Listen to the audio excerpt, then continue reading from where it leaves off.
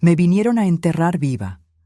Apenas la tierra había cubierto el ataúd de mi marido y mis propios hijos, la sangre de mi sangre, llegaron con un plan diabólico: meterme en un sótano. El sótano de Marcela. Todo para poder robar mi casa y el dinero que mi marido, el amor de mi vida, me dejó. Creían que yo era una anciana frágil, una viuda indefensa. No sabían que tenía un último as bajo la manga. Mi marido, incluso desde el ataúd, dejó un regalo que expuso la codicia y las mentiras de mis hijos, y los dejó de rodillas, sin nada. Esta es la historia de cómo una madre se levantó de su propia tumba y destruyó la vida de sus hijos. Antes de seguir contando mi historia, dime en los comentarios, ¿desde dónde estás viendo esto? Me encantaría saber. Soy Alicia. A los 68 años me convertí en viuda. Juan, mi marido, el amor de mi vida, se fue. Fueron 42 años de una historia de amor que parecía un cuento de hadas. Él era mi refugio, mi compañero de todas las horas, el hombre que me hacía reír incluso en los días más difíciles. Su partida fue silenciosa, una mañana de martes, su mano en la mía, el último suspiro que se llevó un pedazo de mi alma con él. En los días que siguieron, el dolor era físico. Caminaba por la casa como un fantasma, tocando su ropa, sintiendo su perfume en la almohada, tratando de encontrar cualquier rastro que me recordara que él una vez estuvo allí. La casa, que antes era nuestro hogar, de repente se convirtió en un lugar de recuerdos dolorosos y un silencio ensordecedor. Y fue en este momento de fragilidad, de luto, que mis hijos, Carlos y Marcela, decidieron hacer su jugada. Tal vez la codicia estuvo allí todo el tiempo, escondida detrás de sonrisas y abrazos. No lo sé, pero salió a la luz con una fuerza que me dejó sin aliento. No estaban allí para consolarme o ayudarme a superar la pérdida. Estaban allí para ver qué quedaba de mi marido. No puedo decir exactamente cuándo me di cuenta de que mis hijos habían cambiado. Tal vez fue durante el funeral de Juan, cuando Carlos consultaba el reloj cada 5 minutos, o cuando Marcela pasó la mitad de la ceremonia en su celular, diciendo que era un asunto de trabajo urgente. 42 años de matrimonio terminaron un martes por la mañana, con Juan partiendo silenciosamente mientras yo sostenía su mano. Y ahora estaba allí, sola entre arreglos florales y condolencias vacías. «Mamá, no puedes quedarte en esa casa enorme sola», dijo Carlos por tercera vez esa semana. Siempre era la misma conversación, iniciada con un tono preocupado que pronto se deslizaba hacia la impaciencia. «Estoy bien, hijo. La casa no se hizo más grande solo porque tu padre se fue», respondí, tratando de terminar el tema mientras recogía las tazas del café que acababa de servir. «No lo entiendes, es mucha responsabilidad. ¿Y con qué te vas a mantener? Papá no dejó... Bueno, ya sabes». Dejó la frase en el aire, como si fuera obvio que Juan no habría cuidado de mí. Apreté los labios, conteniendo las palabras que querían salir. Juan y yo nunca discutíamos nuestras finanzas con los hijos. Era un acuerdo silencioso entre nosotros. Construimos nuestra vida juntos y esos asuntos eran nuestros. Pero ahora, una semana después del entierro, parecía que Carlos y Marcela tenían absoluta certeza sobre mi situación financiera. Las llamadas se volvieron diarias. Primero era Carlos por la mañana, luego Marcela por la tarde. «Mamá, necesitas ser práctica ahora», decía mi hija, con esa voz que usaba para hablar con Marina cuando era pequeña. «Estamos preocupados por ti sola en esa casa gigante, y el mantenimiento, y los costos. No puedes sostener eso con la pensión». «¿Qué pensión?»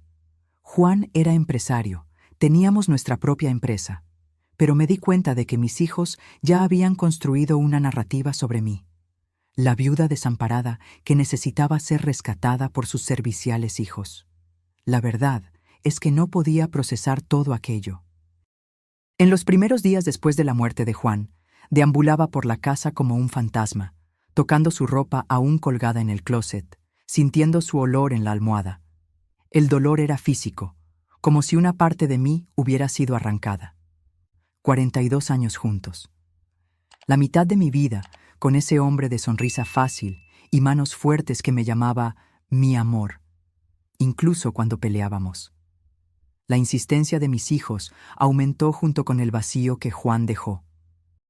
2 semanas después del funeral, Carlos apareció con una carpeta de documentos. Son solo algunas cosas para que les eches un vistazo, mamá. Puso los papeles sobre la mesa de la cocina. Investigué algunos lugares más pequeños, más adecuados para ti ahora.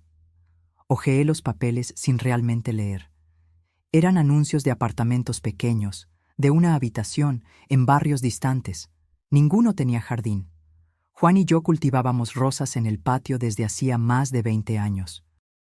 ¿Y qué pasaría con esta casa?, pregunté, sabiendo la respuesta.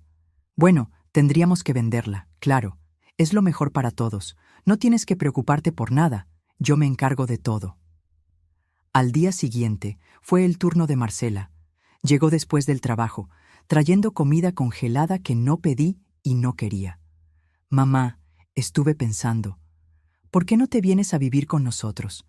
Tenemos ese espacio en el sótano que podemos convertir en un acogedor apartamento para ti. El sótano. Querían meter a su madre en un sótano. ¿Y qué haría con mis cosas, Marcela? ¿Con los muebles que tu padre y yo elegimos juntos? ¿Con mi jardín? Ay, mamá, son solo cosas. Puedes traer algunos recuerdos, el resto lo vendemos junto con la casa. Hablaba como si me estuviera haciendo un favor inmenso. Piénsalo bien, estarías cerca de nosotros, no tendrías que preocuparte por nada. Fue entonces cuando Carlos entró, como si hubiera estado esperando en el coche. Los dos se sentaron frente a mí en la sala que Juan y yo decoramos juntos, donde criamos a nuestros hijos, donde vivimos nuestras vidas. Mamá, seamos directos. Marcela y yo hemos hablado mucho y hemos llegado a un acuerdo que beneficia a todos. Carlos asumió el tono que usaba en reuniones de negocios. Vendes la casa, vives con Marcela en el sótano adaptado y el dinero de la venta, bueno, lo dividiríamos. Yo usaría mi parte como entrada para un apartamento más grande, y Marcela pagaría la universidad de Marina. Me quedé mirando a mis hijos, a esos mismos bebés que amamanté, a los niños que les enseñé a andar, a los adolescentes que consolé en sus primeras decepciones. Ahora eran adultos discutiendo cómo dividir el dinero de mi casa mientras me relegaban a un sótano. ¿Y qué gano yo con esto?, pregunté con calma. Se miraron, sorprendidos por la pregunta. Bueno, mamá, ganas seguridad. No tienes que preocuparte por dinero o por estar sola, respondió Marcela, como si explicara algo obvio. Entiendo, respondí, levantándome lentamente. Estoy cansada ahora. ¿Podemos continuar esta conversación otro día? Se fueron, visiblemente satisfechos. Creían que estaba considerando la propuesta. No sabían que, mientras cerraba la puerta detrás de ellos, sentía algo despertar dentro de mí. No era rabia, aunque también había un poco de eso. Era una determinación que no sentía en años. Esa noche no pude dormir. Me revolví en la cama que ahora parecía demasiado grande sin Juan a mi lado. Me levanté y fui a su oficina, una habitación que aún no tenía el valor de reorganizar. El olor de su colonia para después de afeitarse todavía flotaba en el aire, y por un momento cerré los ojos y fingí que él estaba allí. Fue entonces cuando noté el cajón del escritorio entreabierto. Juan era meticuloso con su espacio de trabajo. Ese cajón nunca estaría así. Me acerqué y lo abrí por completo. Dentro había una carpeta con mi nombre escrito con la caligrafía inconfundible de Juan, y junto a ella, una pequeña llave que nunca había visto antes. Lo que descubriría a la mañana siguiente cambiaría por completo el juego que mis hijos pensaban que estaban controlando. Juan, mi Juan, incluso al partir, había dejado un último regalo. La verdad sobre nuestra situación financiera. Y lo más importante, una carta que revelaría mucho más que dinero o propiedades. Él me había dado poder.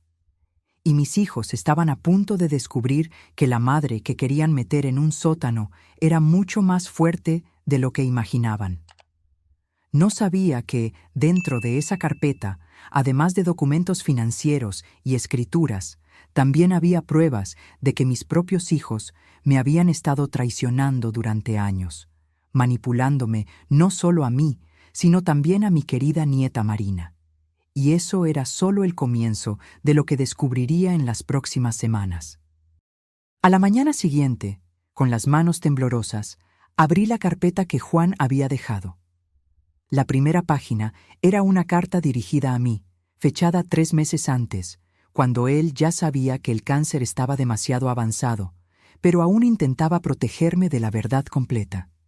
Mi amor, comenzaba la carta, y tuve que parar para respirar hondo, casi sintiendo su voz. Si estás leyendo esto, significa que ya no estoy aquí para protegerte como prometí hace 42 años. Pero no te preocupes, hice todo lo que pude para garantizar que nunca necesites depender de nadie. Las páginas siguientes eran una revelación tras otra. Juan había transferido la casa a mi nombre exclusivo hace 5 años, cuando recibió el primer diagnóstico de cáncer. Había inversiones diversificadas, seguros de vida y cuentas que yo ni siquiera sabía que existían. Pero lo que realmente me tomó por sorpresa fue la mención de una propiedad en Tulum. Compré nuestro refugio hace 2 años, cuando planeaba llevarte a una jubilación tranquila junto al mar. Iba a ser una sorpresa para nuestro 45 aniversario. Ahora será tu santuario. Adjunto a la carta estaba el contacto de Patricia Méndez, la abogada que se había encargado de todos estos arreglos con Juan, y una nota final. Hay una carta sellada con Patricia que solo debe ser entregada a ti 30 días después de mi partida. Sé que suena extraño, pero confía en mí una última vez. Te amo eternamente, tu Juan. Ese mismo día, llamé a Patricia y concerté una cita. Cuando llegué a su oficina, la mujer de mediana edad con cabello canoso y ojos amables me recibió como si ya me conociera desde hacía años. Señora Alicia, su marido hablaba mucho de usted. Era un hombre muy previsor. Al parecer, más de lo que imaginaba, respondí, aún tratando de procesar todo. Sí, Juan quería asegurarse de que usted estuviera completamente protegida.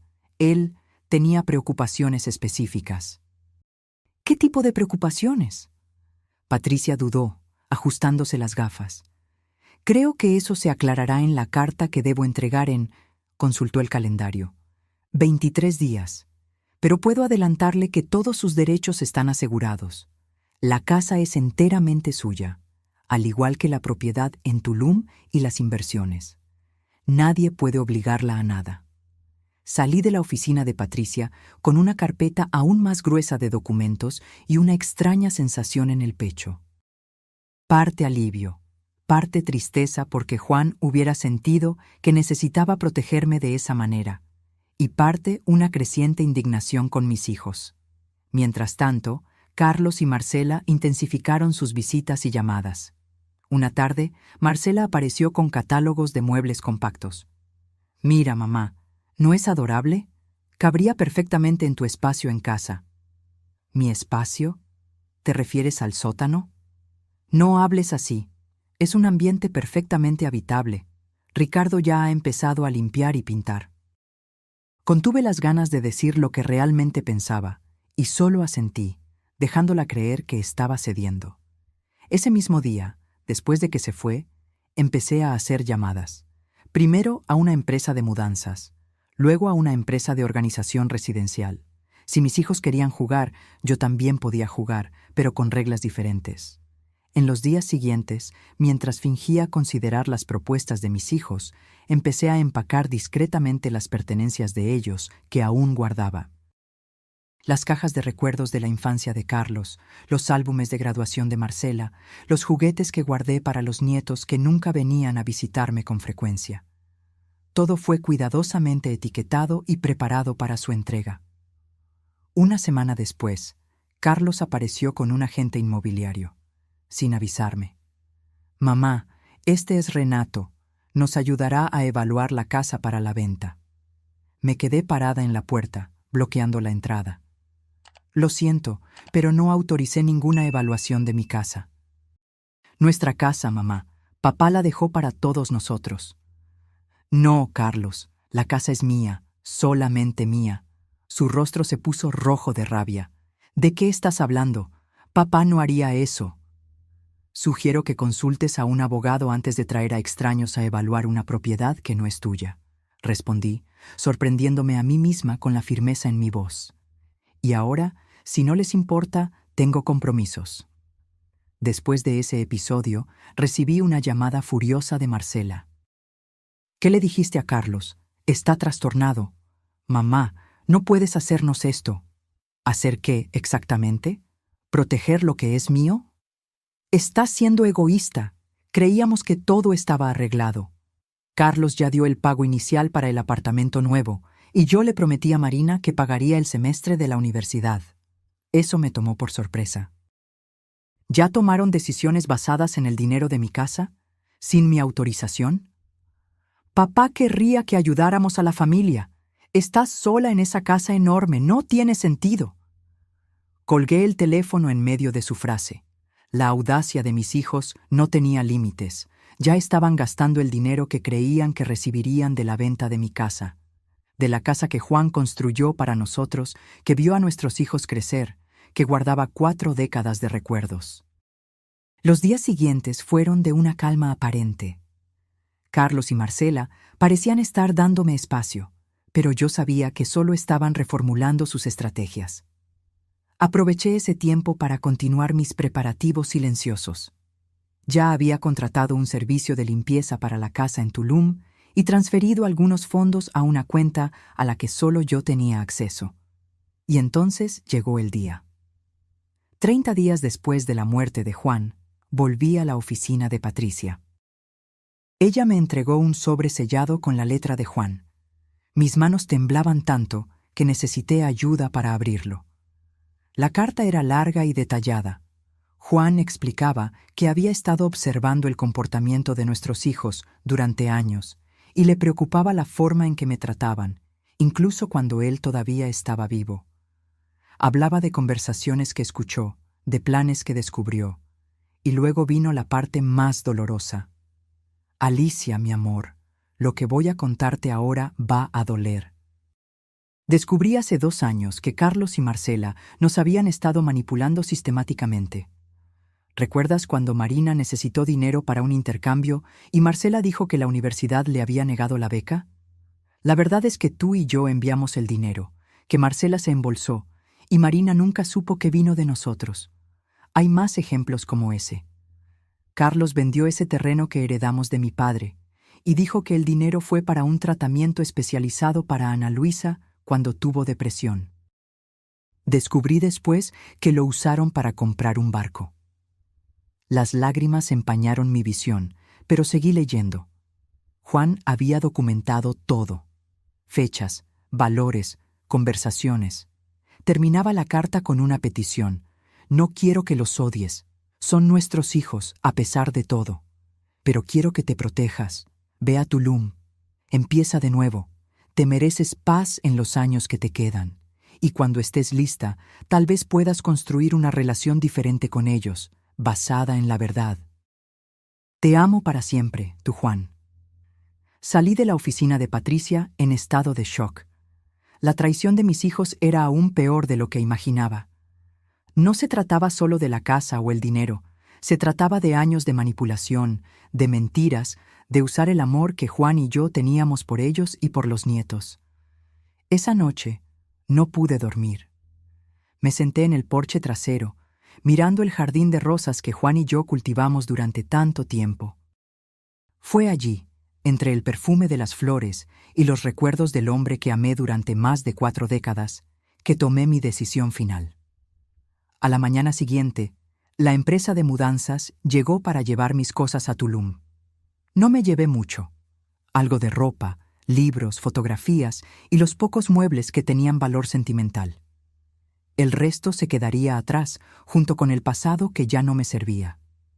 Mientras los hombres cargaban las últimas cajas, vi el coche de Carlos estacionarse frente a la casa. Era la hora del enfrentamiento final, y esta vez estaba preparada. Carlos entró en la casa como un vendaval, blandiendo una carpeta de documentos. Parecía tan confiado, tan seguro de su victoria, que por un momento casi sentí lástima. «Mamá, necesitamos resolver esto de una vez. Traje los papeles de la venta para que los firmes», anunció, tirando la carpeta sobre la mesa de centro de la sala, ahora vacía excepto por 2 sofás que decidí dejar atrás. «¿Qué papeles son esos, Carlos?», pregunté con calma, sentada en el sillón que Juan solía ocupar. «Es la propuesta para la venta de la casa. Conseguí un gran comprador. Está ofreciendo por encima del valor de mercado, pero necesitamos cerrar ahora», explicó, como si me estuviera haciendo un gran favor. «Ya separé tu parte del dinero. Es más que suficiente para que vivas cómodamente en el espacio de Marcela». Miré a mi hijo. Realmente lo miré, tratando de encontrar en él al niño que una vez acuné en mis brazos. ¿Dónde estaba ese niño de ojos brillantes que pedía dormir entre Juan y yo durante las tormentas? «Carlos, no puedes vender lo que no es tuyo», respondí finalmente. Él puso los ojos en blanco, impaciente. «Mamá, ya hablamos de esto. Sé que estás confundida por la muerte de papá, pero...» «No estoy confundida, Carlos. Estoy más lúcida que nunca», interrumpí levantándome. «La casa está a mi nombre. Solo a mi nombre. Juan transfirió la propiedad hace 5 años, cuando recibió el primer diagnóstico». Su rostro palideció. «Eso no puede ser verdad. Papá no haría eso sin consultarnos. Al igual que tú no me consultaste antes de prometer mi dinero para comprar tu nuevo apartamento».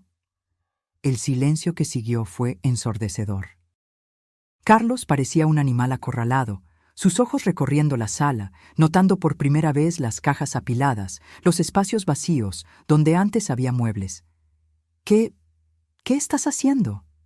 «Me estoy mudando, Carlos, a la casa que tu padre me compró en Tulum». «¿Tulum? ¿Qué historia es esa?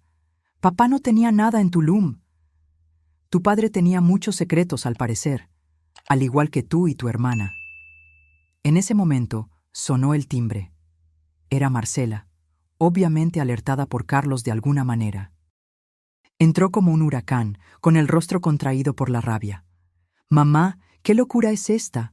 Carlos acaba de llamarme diciendo que estás inventando historias sobre papá y mudándote». «No son historias, Marcela. Son hechos. Hechos que tu padre documentó cuidadosamente en los últimos años».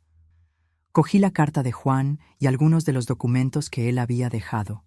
Se los extendí a mis hijos, que miraban con una mezcla de confusión y pavor. «Lean. Tal vez aprendan algo sobre el hombre que llamaban padre». Mientras leían, vi cómo sus expresiones cambiaban. La arrogancia daba paso al shock, luego a la vergüenza y finalmente a la rabia, no dirigida a mí, sino a sí mismos por haber sido descubiertos. «Esto no prueba nada», dijo Carlos finalmente, tirando los papeles sobre la mesa. «Papá estaba enfermo, confundido. No sabía lo que estaba escribiendo». «Ah, sí que lo sabía. Y dejó pruebas», respondí, sacando otro sobre de mi bolso. «Aquí están los recibos de las transferencias que hicimos para el intercambio de Marina». Curioso cómo ella nunca mencionó ese intercambio en las pocas veces que nos visitó, ¿no? Marcela palideció. «No entiendes. Marina necesitaba...». «No mientas más, Marcela. Juan descubrió todo. El dinero nunca fue para Marina. Fue para la remodelación de tu casa de playa, esa que dijiste haber comprado con tu bono del trabajo». Me volví hacia Carlos. «¿Y el tratamiento de Ana Luisa?»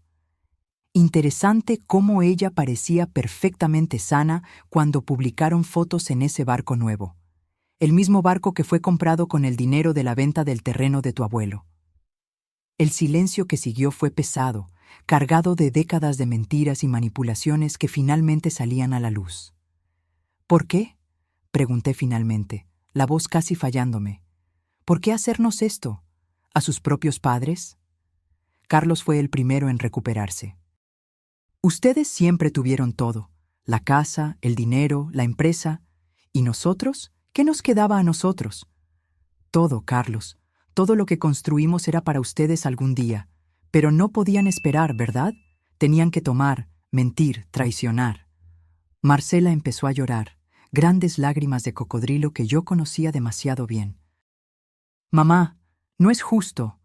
Nunca entendieron nuestras necesidades. ¿Y ahora vas a huir a Tulum y dejarnos sin nada?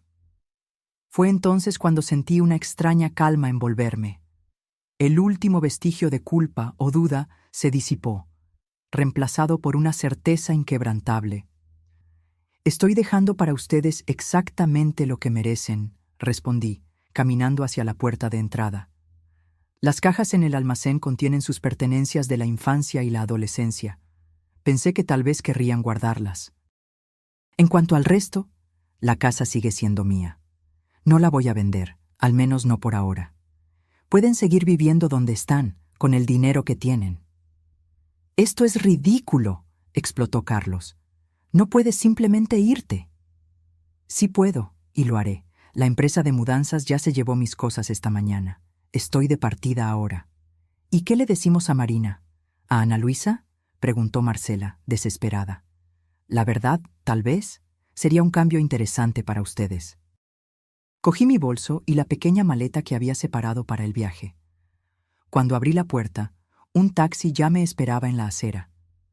Ustedes son mis hijos, y a pesar de todo, todavía los amo, dije, volviéndome una última vez. Pero ya no confío en ustedes. Tal vez algún día eso pueda cambiar. Por ahora necesito distancia. Los dejé allí, parados en medio de la sala vacía, rodeados por los escombros de sus propias mentiras. El conductor del taxi puso mi maleta en el maletero y me abrió la puerta. ¿A la estación de autobuses, señora? Sí, por favor. Tomo el autobús de las 2 para Tulum. Mientras el coche se alejaba, miré por la ventana trasera la casa que había sido mi hogar durante tanto tiempo. No sentía tristeza, solo una extraña sensación de liberación. Juan me había dado un último regalo, la verdad y la oportunidad de un nuevo comienzo. El viaje a Tulum fue largo, pero tranquilo.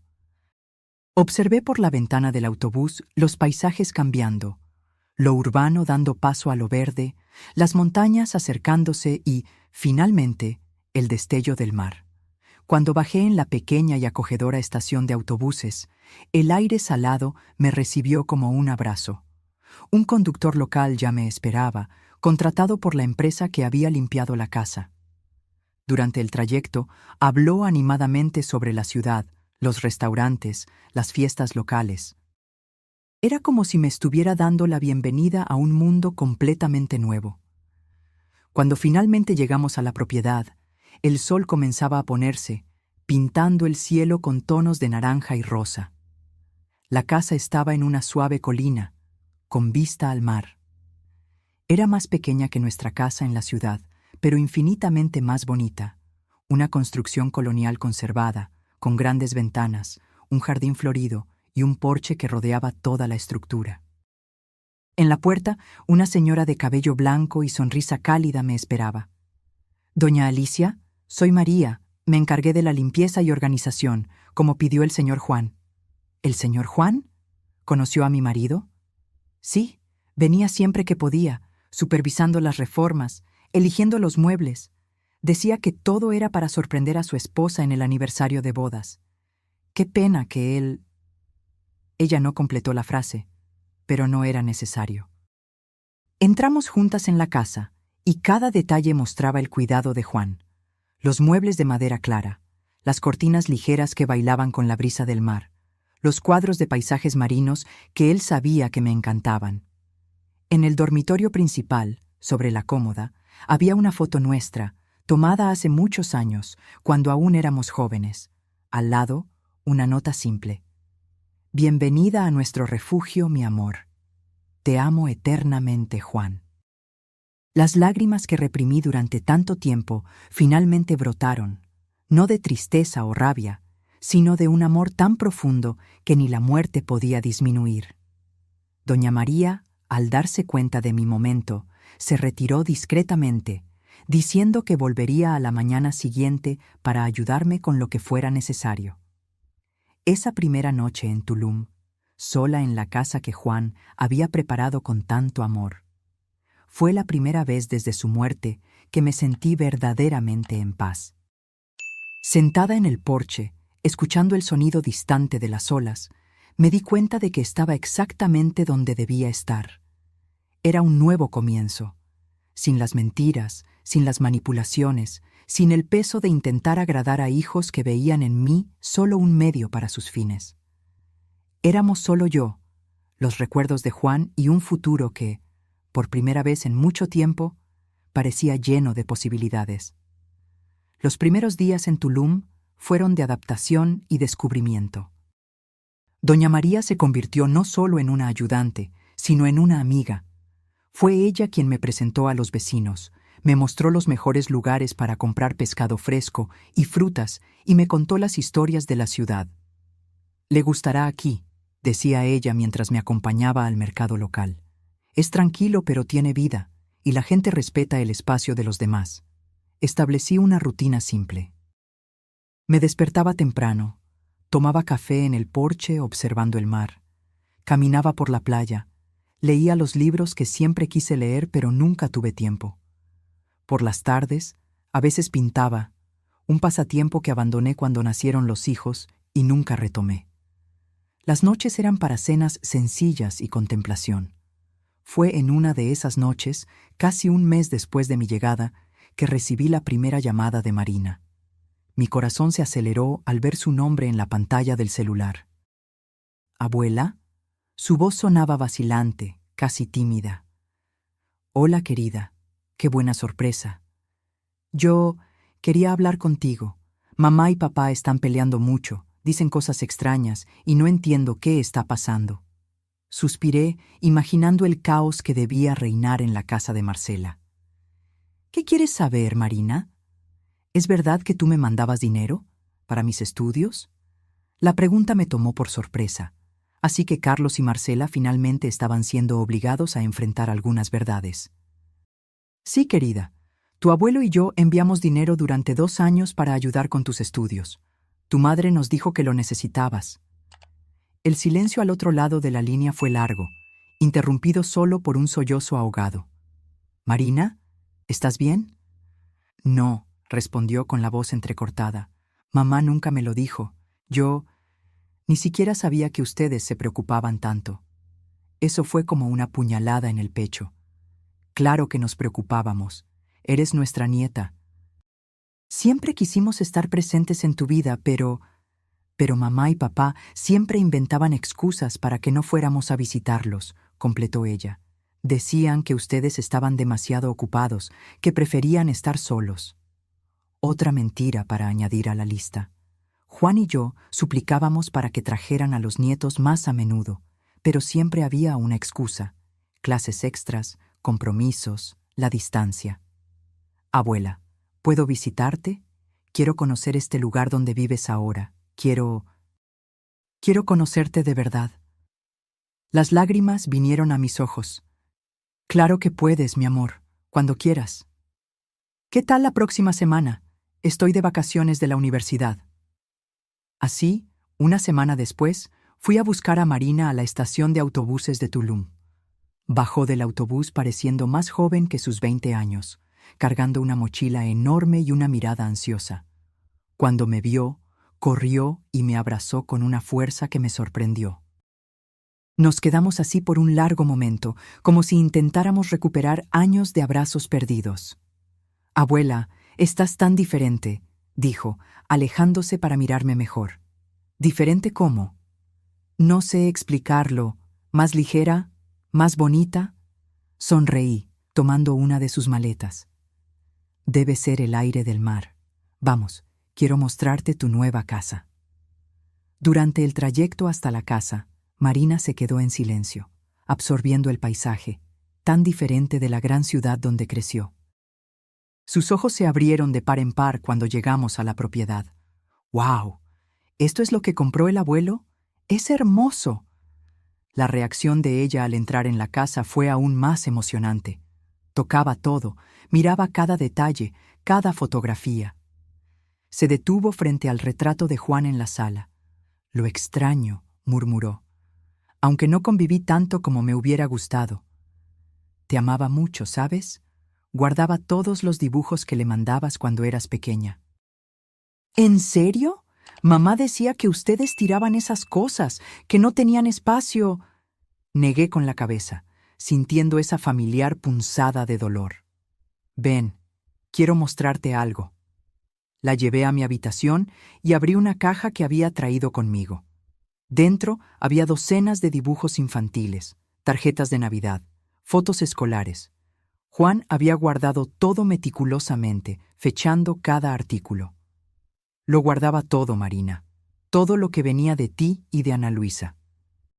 Ella sostuvo un dibujo descolorido, una casa con 4 personas de palitos y un sol sonriente en la esquina. Me acuerdo de haber hecho esto. Tenía como 5 años. Pasamos la noche así, desenterrando recuerdos, llenando vacíos, construyendo puentes sobre los años de distancia forzada. Marina me contó sobre la universidad, sus sueños de ser escritora, las dificultades con su madre controladora. Después de que te fuiste, todo se puso extraño en casa. Mamá y papá pelean todo el tiempo. Tía Ana Luisa ya no les habla. Ella me contó lo del dinero del tratamiento que nunca existió. Siento mucho que te hayan involucrado en todo esto. No lo sientas. Si no fuera por esto, tal vez nunca hubiéramos tenido esta oportunidad de reconectarnos. Los días con Marina fueron como un bálsamo para mi alma. Caminábamos juntas por la playa, explorábamos el centro histórico, cocinábamos recetas antiguas que a Juan le encantaban. Por las noches, conversábamos durante horas en el porche, con el sonido de las olas como banda sonora. Una semana se transformó en 2, luego en 3.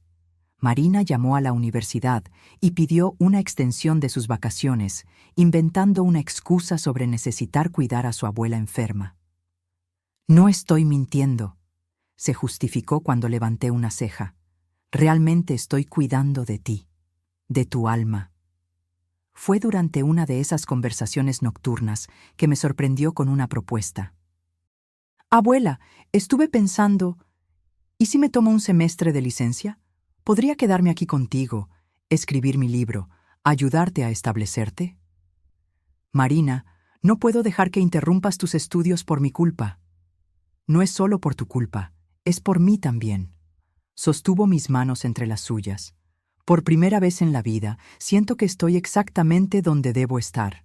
Además, puedo hacer algunos cursos en línea para no quedarme completamente parada». Después de mucha discusión, terminé aceptando. La verdad es que su presencia iluminaba mis días, y la idea de volver a estar sola me asustaba más de lo que quería admitir. La reacción de Marcela a la decisión de su hija fue explosiva, como esperábamos. Hubo llamadas furiosas, amenazas de cortar la mesada, que apenas pagaba, como descubrí. Acusaciones de que yo estaba robando a su hija, así como Juan había robado su dinero.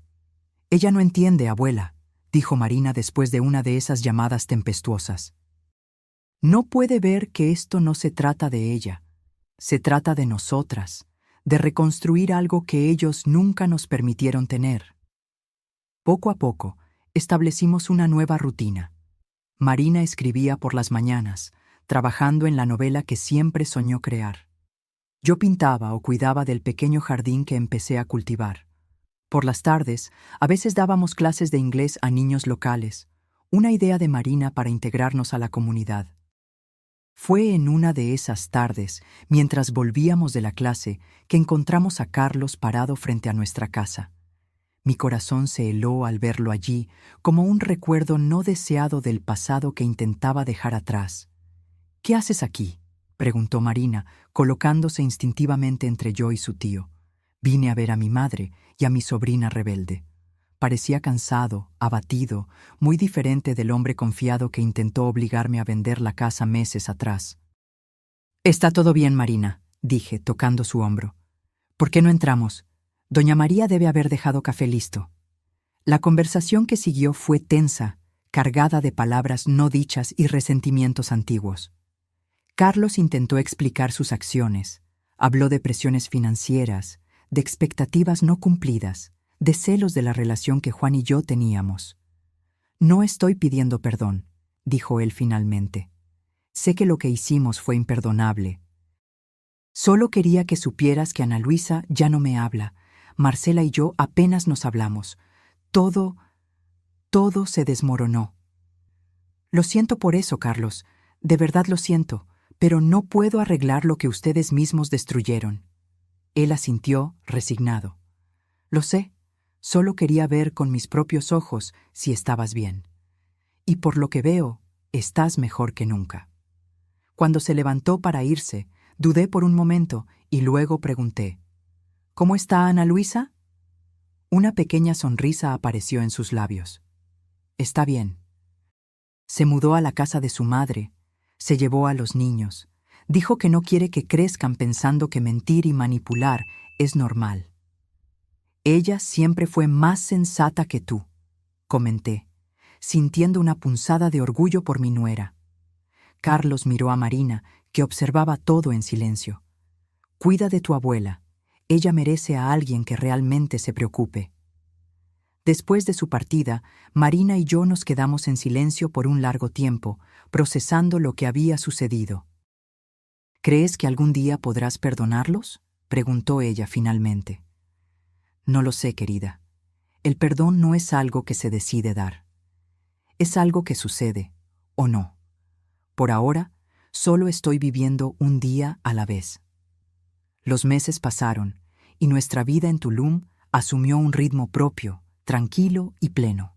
Marina terminó su novela, una historia sobre una joven que descubre que su familia no es lo que parecía y se embarca en un viaje de autodescubrimiento. No pude evitar ver los paralelos con nuestra propia historia. Se la mandé a algunas editoriales, contó ella, animada. Y estoy pensando en inscribirme en una maestría en literatura aquí en México. Sería una forma de estar más cerca de ti. Pensé que tu estadía aquí sería temporal, comenté, sorprendida por el cambio de planes. La vida es divertida, ¿verdad? Vine a conocerte mejor y terminé conociéndome mejor a mí misma. Nunca me sentí tan en casa como aquí. En una tarde soleada, mientras organizábamos fotos antiguas para un álbum que decidimos armar, Marina encontró una fotografía de Juan joven, sosteniendo a un bebé recién nacido. ¿Es papá? No, es Carlos. Tu abuelo estaba tan orgulloso ese día, juró que sería el mejor padre del mundo. ¿Y lo fue? Reflexioné por un momento. Lo intentó. Los dos lo intentamos. Pero creo que cometimos el error de amar demasiado, de dar demasiado, sin enseñar el valor de lo que estábamos dando. Marina tomó mi mano. Tú no cometiste ese error conmigo. Me mostraste el valor del amor verdadero, del respeto, de la honestidad, y eso vale más que cualquier herencia material. Esa noche, sentada en el porche con Marina, observando el cielo estrellado sobre el mar de Tulum, sentí una sensación de plenitud que no experimentaba desde la muerte de Juan. El dolor de la traición de mis hijos todavía estaba allí, una cicatriz que tal vez nunca desaparecería por completo. Pero a su lado estaba algo nuevo, la alegría de una relación genuina con mi nieta, la libertad de vivir en mis propios términos, la paz de finalmente estar donde yo debía estar. Juan tenía razón en su carta. Necesitaba esa ruptura para encontrar mi camino de regreso a mí misma. Y aunque el precio fue alto, la pérdida de la ilusión sobre mis hijos, el enfrentamiento con verdades dolorosas, lo que gané a cambio fue inestimable: autenticidad, autonomía y un amor que no exigía sacrificios o sumisión.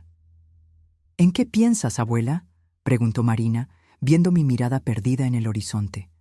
Estoy pensando que a veces necesitamos perder algo para ganar algo más grande. Tu abuelo lo sabía, por eso me trajo hasta aquí. Él debe haberte amado mucho. Me amó. Y yo todavía lo amo, ¿sabes? Ni la muerte cambia eso. Marina sonrió, recostando la cabeza en mi hombro. ¿Sabes qué creo? Que el abuelo estaría muy orgulloso de ti ahora, de la mujer fuerte e independiente en la que te has convertido. Creo que él siempre supo que yo era así. Solo necesitaba recordármelo. El viento del mar trajo el perfume de las flores del jardín, mezclado con el olor a sal. En algún lugar, una guitarra tocaba suavemente, y el sonido de las olas marcaba el tiempo como un metrónomo natural. Era una sinfonía perfecta para esta nueva fase de mi vida, una vida que Juan me había regalado con su último acto de amor. Gracias por estar aquí conmigo, Marina, susurré. No hay otro lugar donde preferiría estar, abuela, ni otro lugar donde debería estar. Y así permanecimos, dos mujeres de generaciones diferentes, unidas no solo por la sangre, sino por algo mucho más profundo. La comprensión de que el verdadero legado de Juan no estaba en las casas o en el dinero que dejó, sino en el valor que nos dio para ser auténticas, para exigir respeto y para construir un nuevo tipo de familia, una basada no en obligaciones o expectativas, sino en elecciones conscientes y amor genuino. La casa que Juan construyó no era de ladrillos y argamasa. Era este momento, esta libertad, esta oportunidad de volver a empezar. Y en esa noche estrellada en Tulum, sentí que finalmente había encontrado mi camino a casa. Y bien, ¿qué te pareció esta historia? ¿Has pasado por algo similar? Si estuvieras en su lugar, ¿qué habrías hecho? ¿Habrías perdonado a tus hijos? Deja tu opinión aquí en los comentarios, me encantaría saber lo que piensas. Y si te gustó esta historia de venganza y superación, no olvides darle me gusta y suscribirte al canal para no perderte las próximas. Hasta la próxima.